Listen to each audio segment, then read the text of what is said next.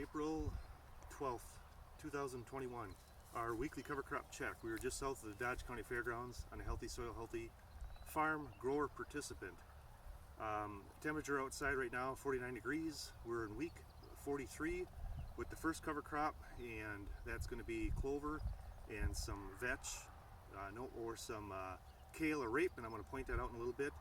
And we're on week 23 with our second cover crop, which is going to be a vetch, and it's going to be rye, and we had some oats that was planted, but that oats is not doing anything this spring.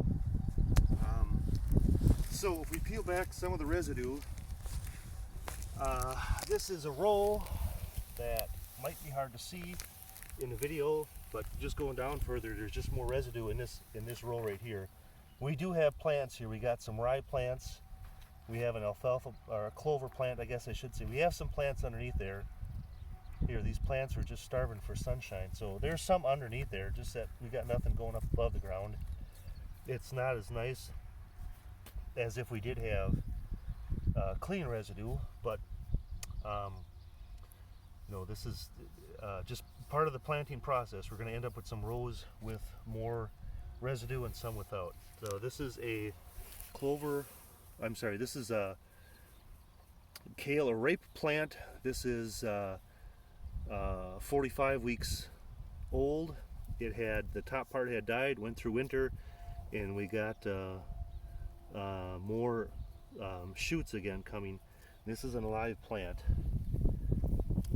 This is a vetch plant. We had showed one last week, and we don't have much growth on it. This is not the same plant from 1 week to the next week, but we've got some plants that are up and going and live. This vetch is 23 weeks old, and we've got clover. If I didn't point that out already, that's 45 weeks old.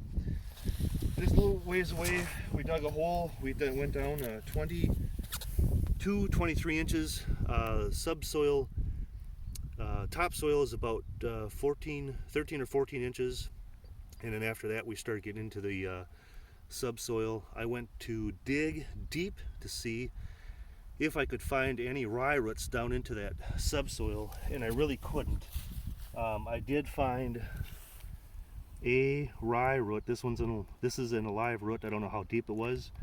So it was down into the subsoil, but most of the roots that I got that we dug up were a root like this. This is a corn root. You can see it's decaying. It's an old root. It's not a fresh root. It's not an alive root. And here's another one as well. This is a corn root from last year.